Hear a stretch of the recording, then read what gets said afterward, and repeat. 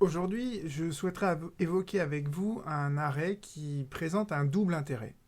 Tout d'abord, il intéresse concrètement tous les ambulanciers sur deux questions très concrètes. Et deuxièmement, pour ceux qui s'intéressent au droit du travail, c'est un arrêt qui est intéressant puisque la Cour de cassation a fait œuvre de pédagogie et elle explique l'articulation entre la loi, le code du travail et les conventions collectives, notamment des conventions collectives élargies. Alors, pour les ambulanciers qui nous regardent et qui souhaitent savoir quelle est la solution qui est retenue par la Cour de cassation, donc cette solution, elle apporte deux précisions. Première idée, l'employeur doit assurer lui-même l'entretien et le nettoyage des blouses des ambulanciers. Ça, c'est la première chose. Et la deuxième chose, en fait, c'est que l'habillage et le déshabillage se réalisent sur le lieu du travail. Autrement dit, auparavant, la convention collective, et c'est ce qu'on va étudier maintenant, prévoyait qu'on pouvait éventuellement demander à l'ambulancier de nettoyer lui-même sa blouse, et l'employeur, en contrepartie, devait verser une indemnité. Eh bien, ces articles, ces stipulations de la convention collective étendue des ambulanciers, eh bien, ils ont été annulés par la Cour de cassation, et je vais essayer de vous expliquer comment la Cour de cassation est parvenue à cette annulation. Alors, le contexte d'abord, peut-être, rappelons-le. En 2000, tous les partenaires sociaux, les organisations syndicales d'un côté et les organisations patronales de l'autre, sauf Force ouvrière, et on va voir qu'ils ont joué un rôle derrière, donc toutes les organisations patronales signent un accord cadre sur la réduction du temps de travail, et dans cet accord cadre, vous aviez deux articles, un article sur le décompte du temps de travail, c'est l'article 10, et aussi un article 6, et c'est cet article-là qui est le plus problématique, sur l'entretien de la blouse. Et ce qui avait été prévu dans cet article 6, c'est qu'on posait le principe que c'est à l'employeur d'entretenir la tenue professionnelle des ambulanciers, et il y avait une exception qui prévoyait que lorsque l'employeur ne va pas assurer lui-même directement ce nettoyage des blouses, et qu'il demande en fait aux salariés, à l'ambulancier de nettoyer lui-même sa blouse, à ce moment-là, il lui verse une contrepartie financière. Donc voilà ce que prévoyait la convention collective, et vous voyez, ce qui est très important, c'est de comprendre qu'elle a été signée par toutes les organisations syndicales et patronales, sauf une, Force ouvrière, et l'année suivante, cet accord, il a été étendu, donc il s'applique à toute la branche, à toutes les entreprises qui exploitent des ambulances.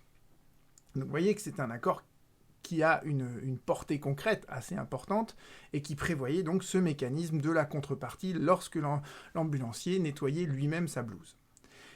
Force ouvrière avait refusé de signer l'accord et ils ont saisi le tribunal de grande instance pour demander l'annulation de ces deux articles de la convention collective et ils ont obtenu gain de cause. Alors voyons maintenant le raisonnement de la Cour de cassation qui s'articule en fait en trois temps.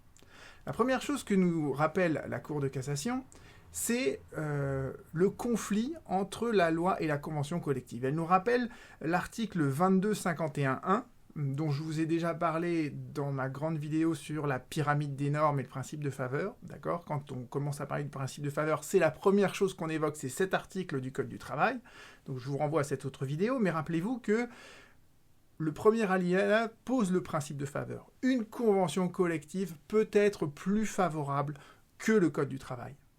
Mais il y a une exception à ce principe, c'est la convention collective ne peut pas déroger à ce qui est d'ordre public. Or là, en l'occurrence, la convention collective, dans cet article 6 et dans cet article 10, elle essaye de déroger à l'ordre public, et ça, c'est interdit. Alors, c'est quoi l'ordre public ? Eh bien, l'ordre public, la Cour de cassation nous le précise ensuite, c'est l'obligation de sécurité qui pèse sur l'employeur. L'obligation de sécurité, je vous en ai déjà parlé dans d'autres vidéos, elle est énoncée de manière très générale dans le Code du travail, dans la partie législative du Code du travail, c'est les articles 41.21.1 et 41.21.2. Mais quand vous regardez la partie réglementaire, vous avez en fait, j'allais dire une kyrielle, vous avez beaucoup d'articles dans la partie réglementaire, donc les R points, qui définissent précisément quelles sont les obligations de sécurité dans différents domaines. Et il y a plusieurs articles qui concernent en fait l'obligation de sécurité concernant les agents biologiques. Et la Cour de cassation, qu'est-ce qu'elle nous dit après ? Elle nous résume en fait ces deux articles 42.22.1 et 42.24.5 et elle nous dit que l'employeur, celui qui opère en fait une flotte d'ambulances, eh bien, il a d'abord, et c'est ce que énonce l'article 42.22.1, il a une obligation de prévention qui est générale. D'accord ? Et selon cette obligation de prévention, l'employeur doit prendre les mesures de prévention qui visent à supprimer ou à réduire au minimum les risques résultant de l'exposition aux agents biologiques. Vous voyez que ça, c'est une obligation assez générale. Mais ce qui nous intéresse ensuite, c'est le deuxième article, l'article 44.24.5. Et là, la Cour de cassation nous dit que pour les activités qui impliquent des agents biologiques pathogènes, l'employeur, il doit fournir aux travailleurs des moyens de protection individuelle, notamment des vêtements de protection appropriés. En gros, il doit fournir la blouse. Première obligation qui pèse sur l'employeur. Deuxièmement, l'employeur doit veiller à ce que ces moyens de protection individuelle sont enlevés lorsque le salarié quitte son lieu de travail. Donc vous voyez qu'il est clairement dit dans le Code du travail que l'ambulancier, lorsqu'il remet l'ambulance auprès de son employeur, il enlève sa blouse, il remet ses vêtements civils et il retourne chez lui. Il n'a pas le droit de repartir avec sa blouse chez lui et de prendre les transports en commun. Et en période de Covid, vous pouvez comprendre l'intérêt de cette obligation. D'accord ? Donc, deuxième obligation de sécurité qui pèse sur l'employeur, s'assurer que le salarié laisse sa blouse sur son lieu de travail. Et troisième chose que doit faire l'employeur, il doit permettre le rangement, le nettoyage, la désinfection et la vérification des blouses après chaque utilisation, nous dit le Code du travail. Et le cas échéant, cinquième obligation, il doit évidemment réparer et remplacer si c'est nécessaire.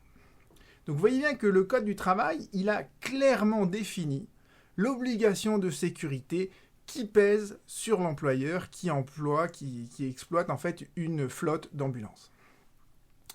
Et si vous mettez bout à bout les deux propositions que je viens de vous faire de la Cour de cassation, elle vous dit la convention collective ne peut pas déroger à l'ordre public, et elle vous dit l'employeur il a une obligation de sécurité qui est définie de cette manière-là dans le Code du travail. Et bien dans le troisième temps de son raisonnement, la Cour de cassation vous explique pourquoi la convention collective, elle est contraire à cette obligation de sécurité qui est d'ordre public dans le Code du travail. Et c'est assez évident parce que, vous voyez, ce que prévoyait la convention collective, c'était que l'employeur pouvait ne pas assurer lui-même le nettoyage des blouses et que, dans le cas échéant, à ce moment-là, l'ambulancier, il recevait une contrepartie financière. Donc vous voyez bien qu'avec ces deux articles de la convention collective, l'employeur se déchargeait d'une partie de son obligation de sécurité sur le salarié. Et ça, la Cour de cassation, elle n'en veut pas entendre parler. On ne négocie pas, entre guillemets, les partenaires sociaux ne négocient pas sur l'obligation de sécurité. L'obligation de sécurité, elle est dans le Code du travail et on n'y touche pas. Voyez, même si toutes les organisations syndicales et patronales sont d'accord, on ne touche pas à l'obligation de sécurité. C'est le message que fait passer la Cour de cassation dans cet arrêt. Et vous voyez que la portée de cet arrêt elle est importante parce que ce raisonnement il vaut pour les ambulanciers à propos de leur blouse, mais il peut également valoir dans le BTP, l'obligation de sécurité, elle est quand même extrêmement importante. Et elle irrigue, entre guillemets, beaucoup de pans de droit du travail, beaucoup d'activités régies par le Code du travail.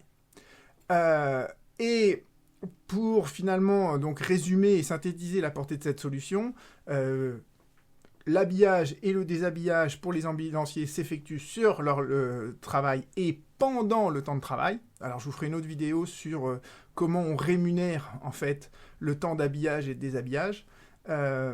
Deuxième apport de l'arrêt, c'est l'employeur qui nettoie ses blouses. Ça ne peut jamais être l'ambulancier qui nettoie sa propre blouse. Et dernier apport de l'arrêt, c'est que en contrepartie, le salarié ne percevra pas d'indemnité à ce titre. Je vous remercie pour votre écoute et on se retrouve très bientôt sur Un de droit. Un de droit, c'est de la base.